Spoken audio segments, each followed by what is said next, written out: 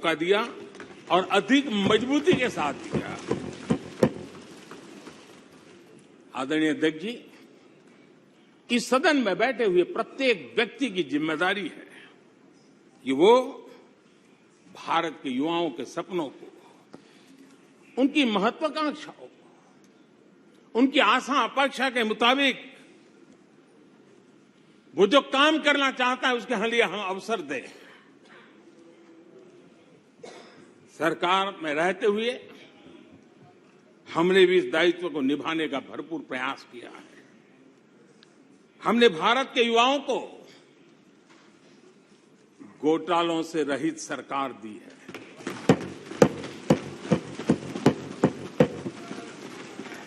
हमने भारत के युवाओं को, आज के हमारे प्रोफेशनल्स को खुले आसमान में उड़ने के लिए हौसला दिया है, अवसर दिया है।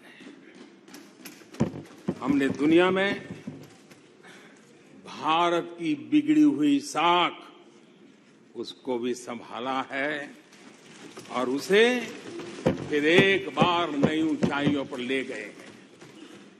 अभी भी कुछ लोग कोशिश कर रहे हैं कि दुनिया में हमारी साख को दाग लग जाए, लेकिन दुनिया अब देश को जान चुकी है। दुनिया के भविष्य में भारत किस प्रकार से योगदान दे सकता है, ये विश्व का विश्वास बढ़ता चला जा रहा है। और इस दौरान हमारे विपक्ष के साथियों ने क्या किया? जब इतनी सानुकूल वातावरण, चारों तरफ संभावनाएं ही संभावनाएं,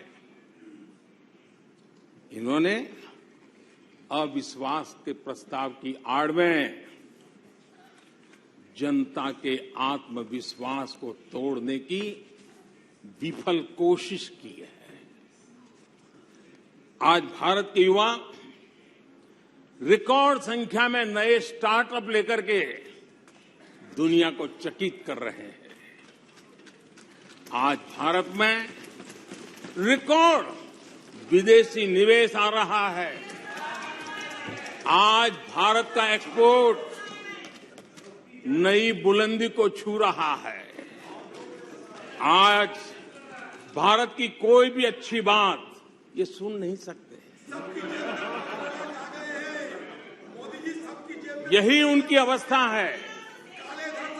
आज गरीब के दिल में अपने सपने पूरा करने का भरोसा पैदा हुआ है।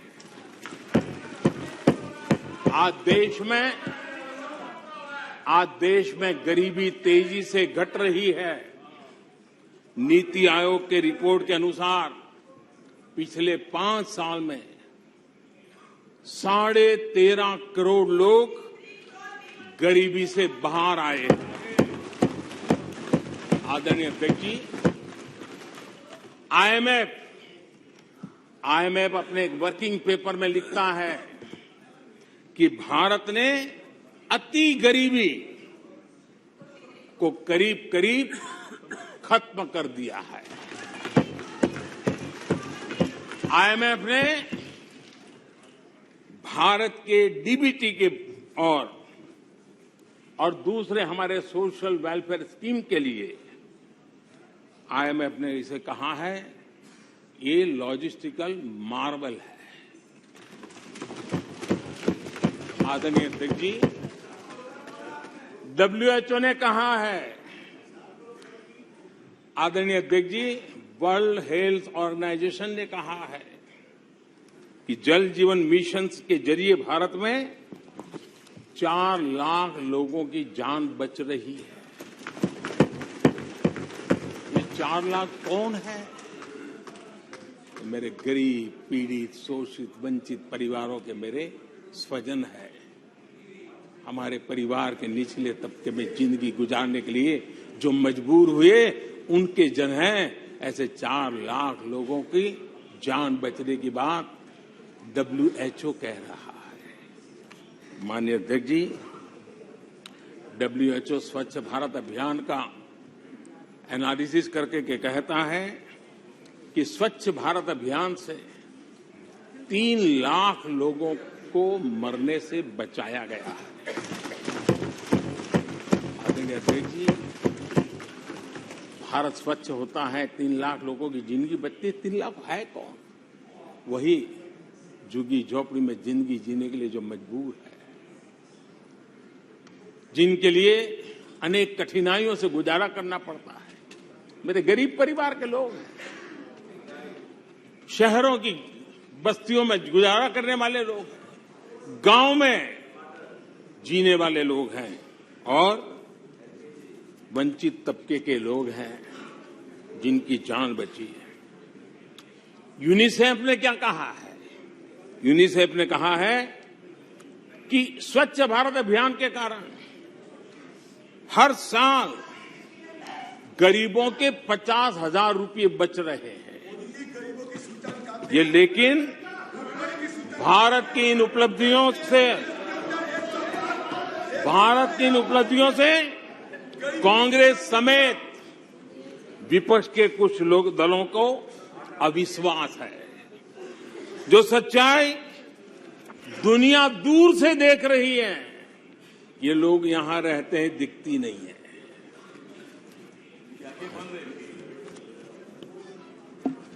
आदरणीय अध्यक्ष जी, अविश्वास और घमंड इनकी रगों में रस बस गया है।